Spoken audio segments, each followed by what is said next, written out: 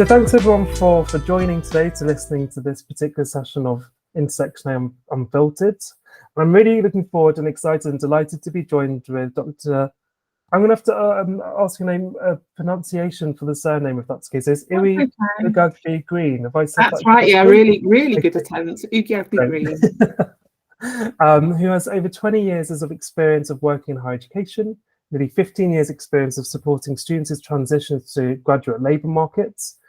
In the last 5 years, her work has focused on race and its intersection with other characteristics within the context of student education experience, transitions and progressions to graduate labour market and postgraduate study.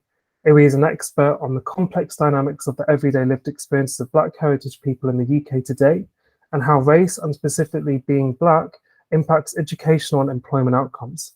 She's leading a national project funded by Research England Office for Students called Aspire, which seeks to address racial inequalities and transition and progression of Black heritage people into postgraduate research and the graduate labour market.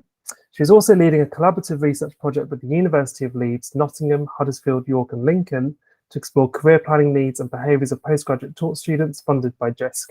Her book chapter in Sage, Handbook of Employability 2022, titled Centering Racialised Experiences of Black Students to Mitigate Bias Within Graduate Labour Recruitment and Selection Processes, will be out next month. And she's currently Head of Award Gaps and Progression Faculty of Business and Law at Manchester Metropolitan University. That's a huge mouthful of experience and expertise and specialism and all those wonderful things. Anyway, so thank you so much for making the time to have this chat with myself and this conversation today. Thank you for inviting me. No, of course. And so I guess the first question, if we dive in a little bit, is when did you first come into contact with intersectionality? And I guess if you want to share a little bit about what it means to you, either personally and or professionally. Sure. Well, thanks again, as I say, for inviting me. Yeah, that list that you reeled off, I guess, highlights, as you'd said, kind of 2 decades of working in higher education. And of course, I've been Black since the day I was born. But I wouldn't really have considered myself a scholar or an expert around race until perhaps the last 5 years or so. So I'd always done research into student transition. I used to be an accountant and then crossed over to the dark side of teaching, and always wanted to I was always interested in how I could improve my practice, make things better for students. And it was really stark. The data was really stark about the opportunities and the outcomes associated with non-white students, essentially. But it wasn't until I went to the University of Leeds 5 years ago, nearly 5 years ago now, where I was kind of researching the same themes, but even I was really surprised. You know, you go to this Russell Group university where you kind of expect everybody to do really well, and it was quite stark from the data that wasn't necessarily the case. And that's when I sort of really started to do more scholarly activity and reading around race, and I guess come across the term intersectionality. You know, what does it mean to me? I can tell you what it doesn't, or what I get frustrated about when I'm sat in meetings looking at degree award gaps and various other policy issues where we're looking at student experience. People often, I think, associate intersectionality with a bundling of characteristics in an individual and refer to that as intersectionality. And actually, you know, Kimberly Crenshaw explains that it's a site of analysis, social locations where you might have kind of unique configurations of inequity. So yes, those points, those intersecting points of inequity or discrimination are certainly encountered as a result of different characteristics that person might have. But actually intersectionality is about the unique site of analysis, and that's what it means for me personally and professionally. So in my work, as you'd mentioned in the intro, I do quite a lot of work around degree award gaps, which I tell everyone are racialised degree award gaps, and sometimes it's quite difficult to open up that conversation because you get those whataboutisms.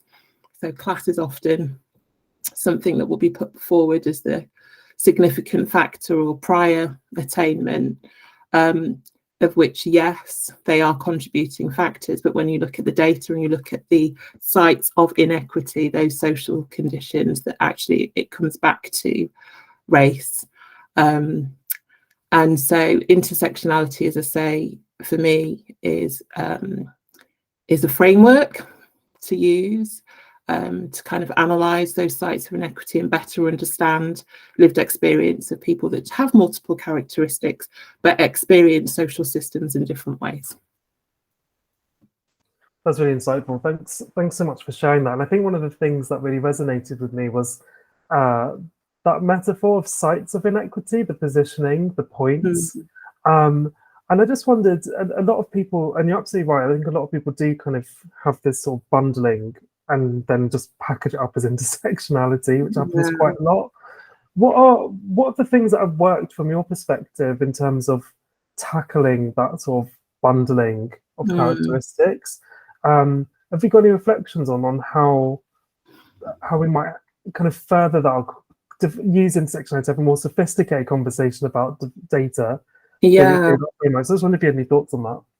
That's a really pertinent question, actually. I've just published a paper in Frontiers of Sociology this last month on the wicked problem of BAME. I don't like BAME, so inverted commas, BAME degree award gaps, where we talk about this very issue, actually, the kind of assumptions that sit underneath data and the aggregation of data and how data is used to analyse and then inform actions around trying to address the degree award gaps, and actually point out some of the limitations and the flaws associated with the method. But sort of more fundamentally, I come back to this point about all the data tells us is how different groups of people experience the system. And we know it's a systemic issue. It's not down to the individual agency or attainment of individuals with different characteristics. It's about how they experience the system. And so I certainly have found that reports like Advanced HE, so a former colleague of mine who I worked on with a previous research project, who's now moved on to the Cabinet Office, Dr Natasha Coldroley-McMaster, she wrote various reports about the unexplained gap. So when people tried to explain away the degree award gaps using various quantitative techniques to analyse the data, there was still this unexplained gap, which she framed and I frame as systemic racism. You know, how the system disproportionately impacts and results in equitable outcomes for different racialized groups. So the data was useful in that sense, in explaining that actually there are these unexplained gaps. And what I would open up conversations with colleagues about was then needing to understand the experience gap, right? It's not a question of just looking at these multiple facets of individual characteristics to understand systemic racism. You have to speak to the people experiencing these unique configurations of discrimination to kind of better understand what their lived experience is.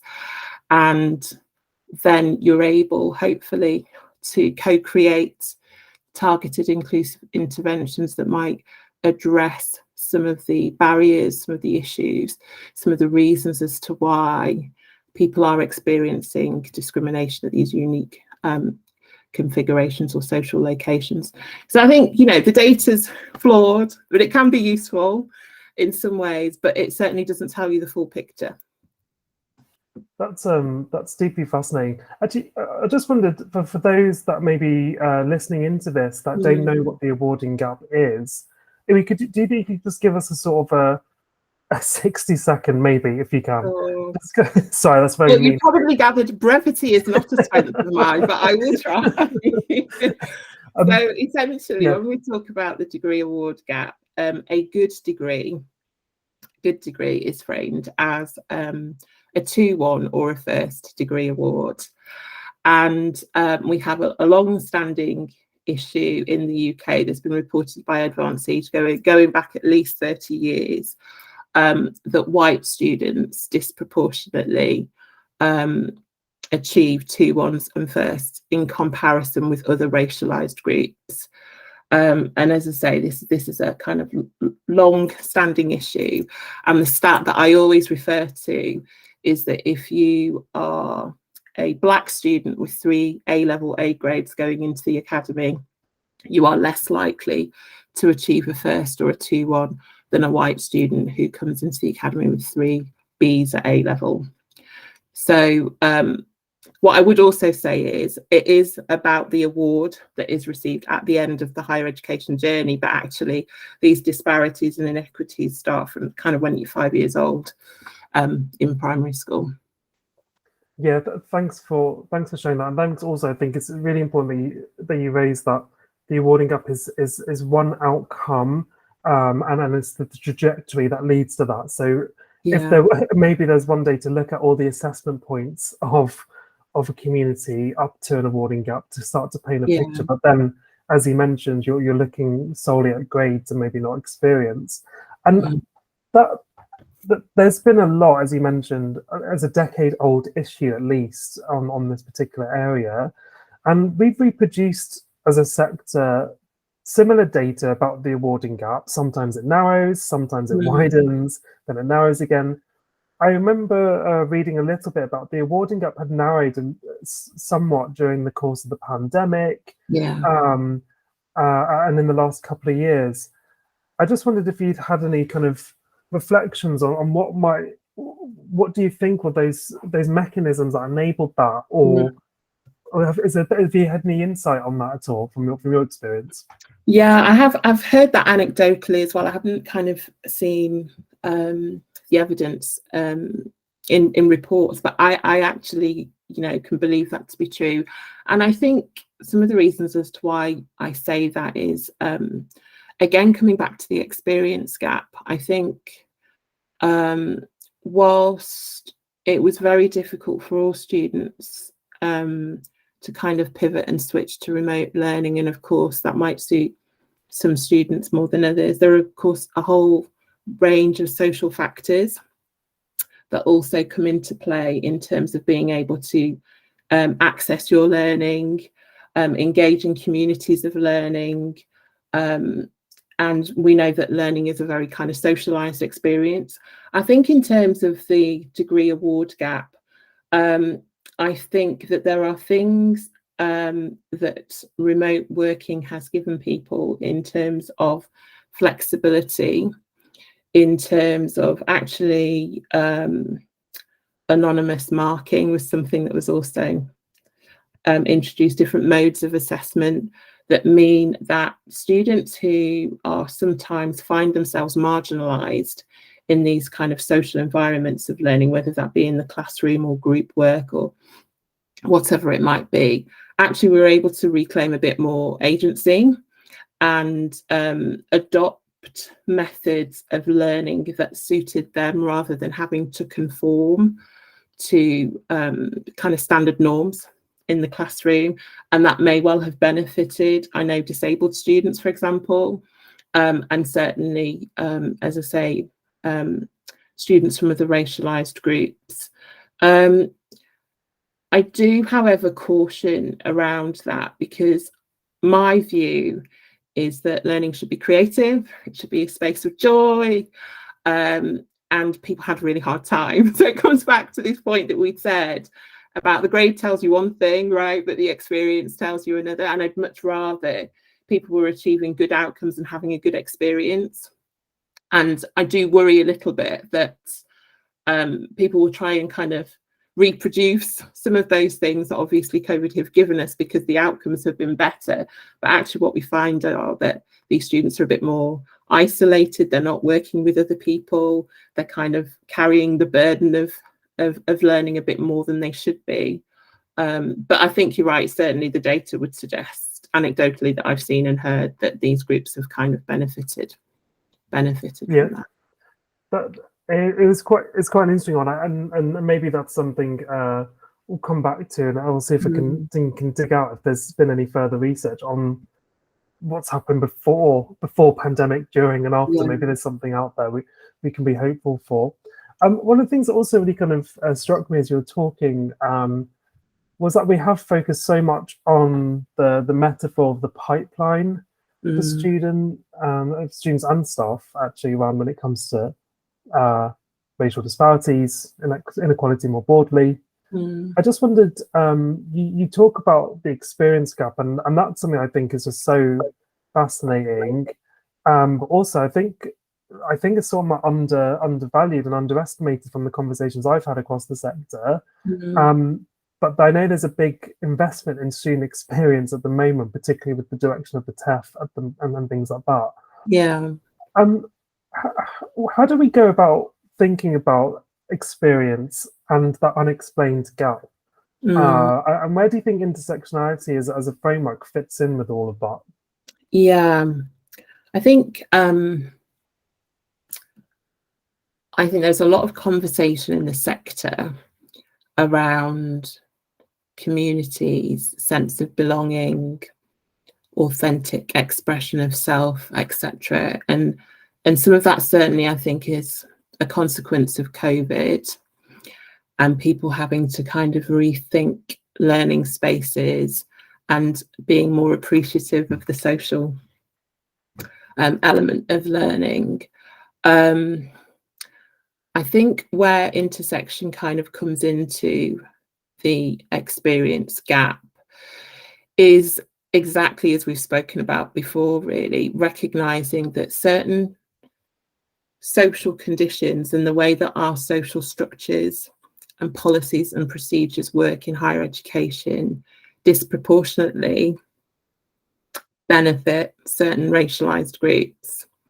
And so those groups that are on the margins are those groups that are suffering and enduring misogynoir, for example, those unique sites of inequity that don't impact on other racialized groups. And I think what we need to think about, for example, I know from research and from speaking to students that, for example, I don't want to generalize, but Asian students very much see being at university as a way of community, of coming together, of seeing friends, of having space and time to meet people who are like them and have shared values and all the rest of it. So friendship and socialization is very, very important to Asian students in a way that perhaps, for example, commuting students might not feel that connection so much. And so, sometimes people will think that you've got crowds of students and they're being a nuisance and noise pollution and they're not in the library and what are they doing? But actually, that's a really important part of kind of sense of belonging, feeling part of the community, meeting people, developing those connections and skills and all the rest of it, that we should be embracing and actually embedding into what we do in terms of learning spaces and what we do with them. And we should be working with our students to better understand why that is important. And then, as I say, co-creating those spaces. So I think different groups of students have different needs, and the way that our systems are set up meets those needs for some students in a way that it doesn't necessarily meet those needs for other students. And actually, rather than thinking we need to make those students conform to how the system operates at the moment, what we need to be doing, speaking to those students, kind of understanding what their experience is at the moment, what it is that they're seeking to get out of university, what we think they should be getting out of university, and then working together to kind of create the conditions where they're experiencing university in the way that we would want them to, which would be to have, a joyful, creative, community-based experience where they do see people that look like them, where we do have speakers that come in and they can relate to them as role models and don't feel on the margins. I could talk about this all day, as you probably. No, I love that. I think that's great, and I think that notion of marginality, I think, is so important as well, right? Because my reading of kind of intersectionality literature is about demarginalizing, and then looking at those margins and those thresholds, which I think is really interesting.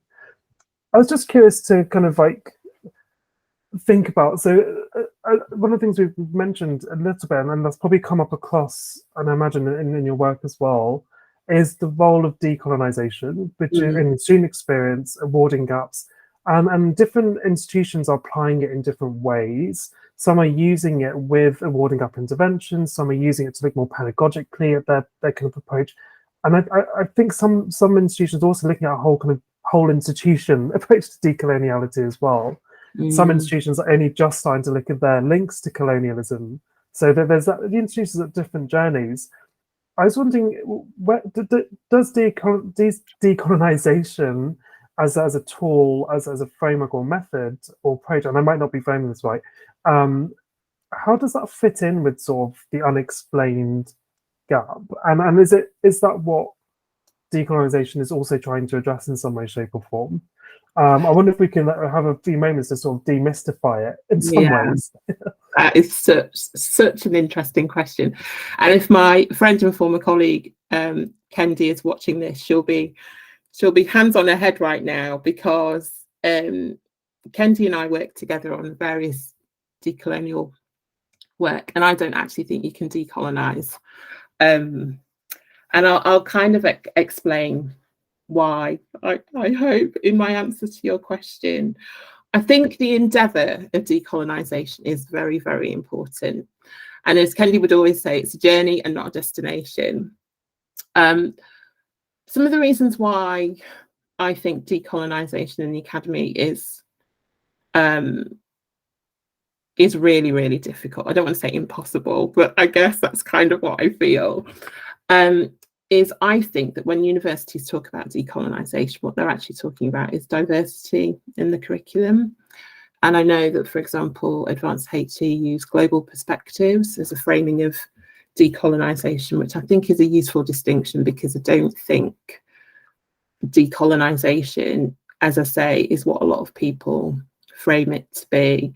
I think decolonial work takes real heart and effort and a deep dive into kind of socio-political, cultural history and context, of which we know universities have benefited hugely from colonialism, from imperialism. And I'm not a historian by any means, but we did a kind of decolonization workshop at University of Glasgow recently, and it was very uncomfortable for me to talk about Adam Smith and talk about the appropriation of what I termed, I'm sure I've read it somewhere, so it's not my expression, but epistemic theft, the kind of looting of artifacts and kind of the stealing of work that was then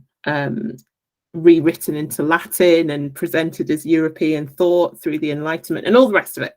So as I say, I'm not a historian, but I guess the point that I'm making is that this is deep rooted literally within the bricks and mortar and foundations of university.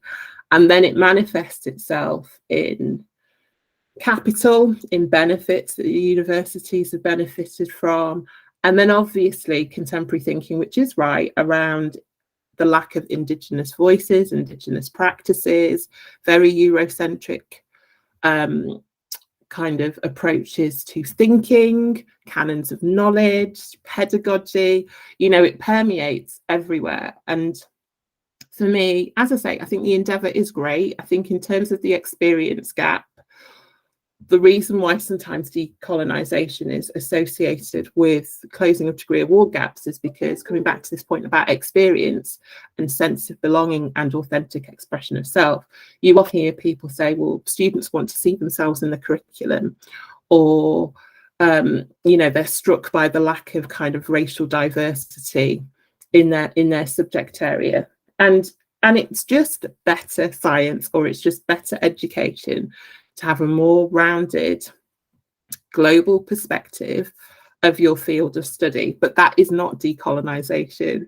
Decolonization would be the way that we do PhDs in this country is a very kind of conformist methodology framework. And if anybody proposed doing anything outside of that, the chances are of that PhD being taken up, being funded, being supervised is just nil, right? Yet you'll go to as we know, other jurisdictions in the global south or whatever, and it's quite normal practice, you know, these indigenous methods. So I think we've got a long way before, and I actually don't think it is possible because of this deep-rooted, entrenched history of our universities. But what I do think is good, as I say, is the endeavour around looking at our curriculum, our practices, and making them more inclusive and racially diverse. Yeah, I think that's really insightful. I think one of the things you've completely touched on is the shared language of decolonization. I think also, you know, how comfortable are we even to talk about colonialism as a precursor to this kind of conversation as well? And not that I think we've jumped too far ahead in some ways, but I do wonder, have we brought everyone along with us to talk about this conversation? And when I mean we, I mean the sector as a whole, you know, or did we just kind of launch into this and didn't really kind of think about demonstrating the value of it? Because I think we're currently finding ourselves where you have to still build a case for a lot of this stuff all the time. And so I just wonder if there's some thoughts about the institutions that are looking at their links to colonialism. I wonder what kinds of conversations they're having now that some of them have done those reports, and then can they start talking about what are they decolonizing as a result of that? That's a really good point. You know, coming back to the example of working with Glasgow, Kendi and I are actually going back in January to kind of follow up on the workshop. And one of the outcomes from the first session was, I really don't know what decolonisation is about. That's what the group was saying, which I thought was a really helpful outcome. But actually what they're now doing is thinking, okay, let's agree on the scope of what we're going to do and maybe accept that that's not decolonisation, but it's something, and it's something that we're going to commit to and we're going to work around. I've just actually put in for a grant with the British Academy to do some workshops with universities around kind of using storytelling to kind of reimagine futures. So it will be very interesting. If we're fortunate enough to get that grant awarded, it will be to do exactly what you just said, sort of tapping into conversations with universities that are doing this work to actually get them to pause and think about what decolonisation actually means, but then use that to kind of reimagine what they might like to achieve moving forward. That sounds great. I mean, and all the best of luck with the bid. I'm a huge fan of sort of narrative and storytelling as a way of making sense of our realities. So, so I think that I'm sure will be hugely beneficial. And I guess it's worth kind of noting as well, and I think one of the important things, you're absolutely right, we do need to have clear shared definitions of what is decolonization, what is diversifying, what is inclusive, what is global. Because I think that you're right, that they're being sometimes used interchangeably at different levels and by different groups. And we might need to be kind of, I'm quite mindful I'm not a historian or in the humanities myself, but recognize its importance. But I think there's something to be said that decolonization is a specific area of work with a specific expertise around it. Global curriculums are ones that maybe have a specific technical or kind of specific expertise around it as well. So I think that's a really good call out, I think, for us to think about what those shared definitions are. So we're not kind of crossing over too much where possible, and also kind of respecting the boundaries of each in some ways, right? One of the things that kind of dawned on me as you were talking was the ways in which universities are, you mentioned, are hugely diverse already, and particularly in terms of the student body and somewhat in the staff body, but that obviously varies in the hierarchy. Universities are kind of say that they can't meet the needs of all students. You know, there's almost that thing where too much diversity becomes a barrier to delivering change. And I just wondered, from a kind of that student experience or ward gap perspective, have you had any thoughts about the things we might say to universities, or universities could consider, who are kind of almost paralyzed by the wealth of diversity or the multiplicity of it? and how they might address these experience gaps, support gaps, and things. Yeah, no, it's a really good question, and it's something that comes up time and time again in the networks that I'm sort of involved in. Is this, we do want to do the work, but we're so diverse and we can't meet the needs of everybody. And I have sympathy to some degree, but then also when I think about my own kids going into the academy, I think, well, why should they also have to pay £9,000, and not have the same access or equality of opportunities as someone who's not them? So there is definitely a principle around equity that I think universities just have to face up to.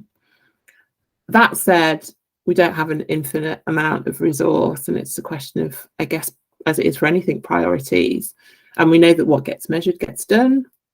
And if it's important enough, people will invest and throw resource at it to address the issue. And of course, I think targets and big sticks that have come out by the Office for Students, for example, with the targets around the award gaps, things like the Race Equality Charter from Advanced HE certainly help kind of sharpen people's focus and think about where they might want to put resource.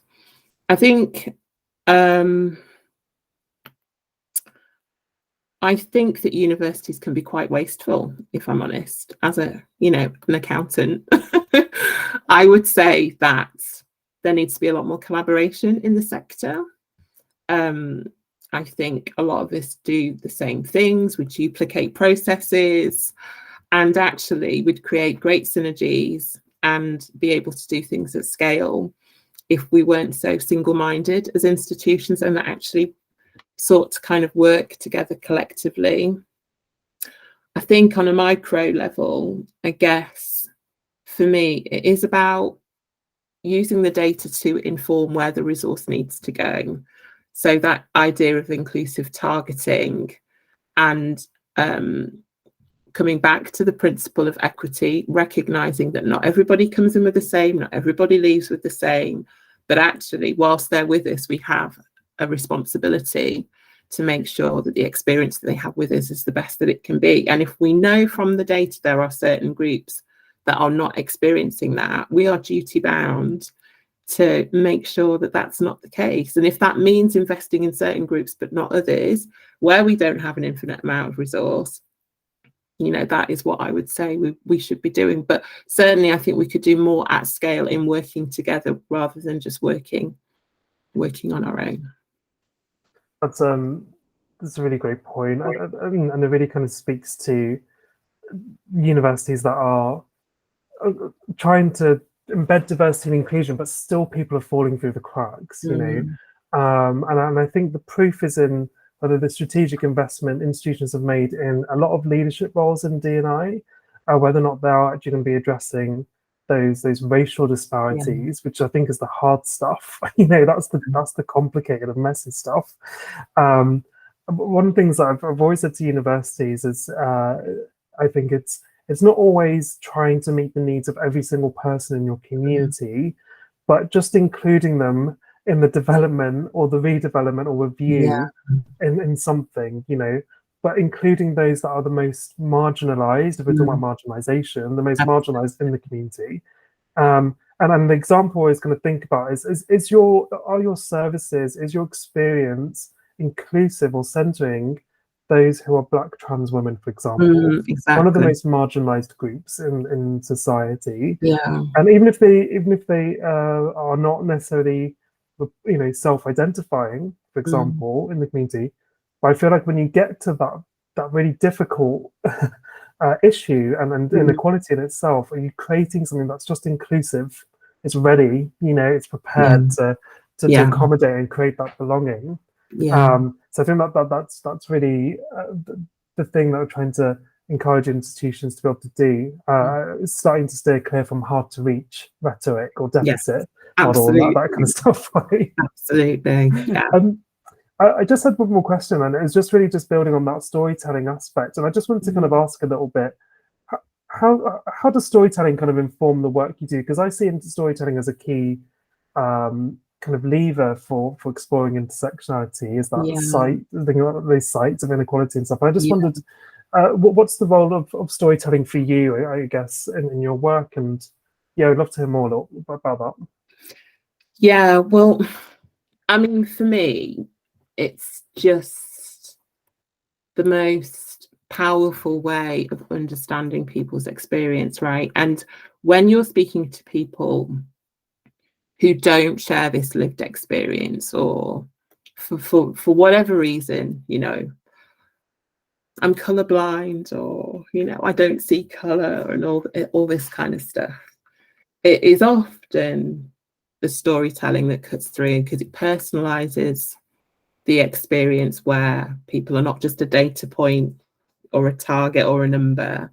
People start to recognize and realize the impact that these inequities, these microaggressions, these acts of discrimination, what that actually means on a personal level for people. And it's also this idea of kind of legacy as well. I think when you tell the narratives around kind of historical context and the continuum of these issues over time and space, again, that is something that kind of really resonates with people. And Kendi, my friend who I'd mentioned before, so she's from Kenya, and we talk about Ubuntu a lot. And as I say, she uses circle work, and she's very much the decolonial expert, and uses the power of storytelling to get people to kind of engage in critical reflections. And really, we do a lot of work in our sessions around creating brave space and kind of moving on from the notion of psychological safety, which is hugely important, but actually can sometimes be used as by people, as a means to kind of making people feel comfortable, right? And setting the boundaries that they're comfortable within, but not actually then creating the conditions for the storytelling, the real warts and all storytelling that people need to hear. So that's why we talk about brave spaces being, you know, spaces where people can be vulnerable and honest, but safe at the same time. And I think storytelling, as I say, is hugely important in terms of getting insights that data does, you know, quantitative data doesn't tell you. But it's actually also a means of opening up dialogue and conversation with people who might be skeptical, or people who just don't know because it's not their lived experience, to actually just be open then to having dialogue and reflection and start to think about their own positionality in relation to the things that we're talking about. And actually, rather than just kind of throwing an academic term of whiteness, being able to use storytelling to show the invisibility of whiteness and the white gaze, because as soon as you kind of say the white gaze, people bristle and, you know, have that defensive mode. But if you're able to kind of translate that through storytelling into experiences and impact of those inequities and discrimination, people then start to think, oh, right, okay, actually, yeah, I get what you're talking about. That's great. I think you put that beautifully in terms of the role of storytelling and its impact. And it just kind of dawned on me when I was recently this year participating as an attendee for once in anti-racism training, which doesn't get to happen often when you're doing the anti-racist work yourself. But it's quite nice just to be in that. Let me learn, you know, let me learn again in some ways. And it was interesting. The facilitator, they shared a story about their experiences of racial inequality and racism as a child growing up in the UK. The story, I thought, oh, my interpretation of the story is I connect with this. You know, I share this. There's some, I understand to some degree. And I remember speaking with my white colleagues afterwards who just had this whole different experience with the story completely. And it didn't, when you're facilitating, you don't often get to see that. But actually, as an attendee and then engaging with my white colleagues, thinking who felt guilt, they didn't feel bad. They just felt, wow, they felt like they've woken up in some ways. And I thought that was really, really interesting, the way in which storytelling has that power. So, but I think you put that so well in your your definition. I'm hoping we can we can record that in some ways and cite that in years to come as well. Okay. I mean, there's so many takeaways from what you've shared, and we've covered quite a lot in a short amount of time. And I know we haven't got to the darkest parts of all of this stuff in some ways. I just wonder if there's any sort of like key takeaway or key things those listening or those watching this could take away from your perspective on intersectionality or more broadly as well. Yeah. You know, I think when we talk about these issues, often, and for obvious reasons, it's difficult. It can be quite painful, you know, and emotive in lots of different ways. But I think we need to hold on to the hope and the joy. I'm quite a joyful person. I'd like to think. My husband might disagree, but that's what I would say. And I think that it's important when we think about intersectionality, we think about diversity, we think about community, that actually, you know, we recognize this is for everybody. We are talking about difficult life experiences that are endured by certain racialized groups. But the joy is in knowing that the conversations are happening. There are people in this work with compassion, with a will to make things better. And actually, in making things better for those groups, we make things better for everybody, right? And I just think that people need to hold on to that, you know, the liberation of these different groups shouldn't be seen as a negative thing. This is a wonderful thing.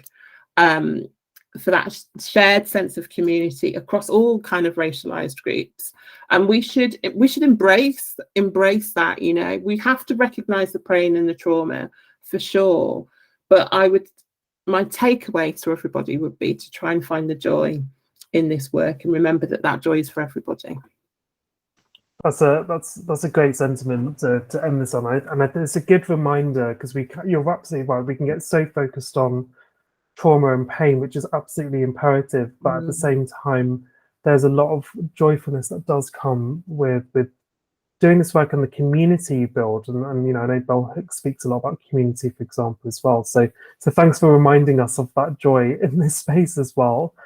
Thanks so much for joining on this conversation. It's been really great to be able to engage with you and also kind of bring ourselves to life, because we've been talking and communicating on social media or professional media, whatever you want to call it, for some time. So this has been great. Oh, thank you so much. As I say, thank you so much for having me.